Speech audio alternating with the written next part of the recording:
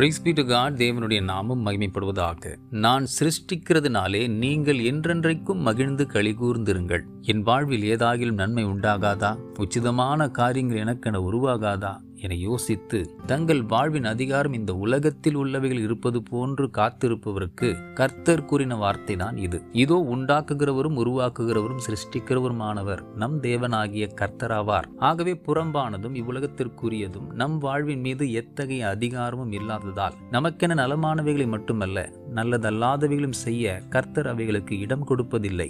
நம்மை உருவாக்கினவரும் சிருஷ்டித்தவரும் நமக்காக யாவற்றையும் செய்து முடிப்பவருமாகிய தேவனுடைய கரத்தின் அதிகாரத்தின் கீழ் நாம் இருப்பதினால் அந்த சிருஷ்டிப்பின் அதிகாரத்தை உடையவராகிய என் தேவன் அதினதின் காலத்தில் அதினதனை நேர்த்தியாய் என் வாழ்வில் செய்து முடிப்பார் என்கின்ற விசுவாசத்தின் உறுதியில் நிலைத்திருப்போம். அவர் தாமே நம் வாழ்விலும் நன்மையானவைகளை சிருஷ்டித்து நம்மை மகிழ்விப்பார் என்கின்ற உறுதித்தன்மையினை உடையவர்களாய் எப்பொழுதும் உற்சாகம் கொண்டு உள்ளான மனிதனை நாளுக்கு நாள் மெருகேற்றுவோம். சகலவற்றிலும் வெற்றி காண்பது மாத்திரமல்ல, வெற்றி கண்டவைகளில் இன்புற்றும் வாழ்வோம். God bless you abundantly.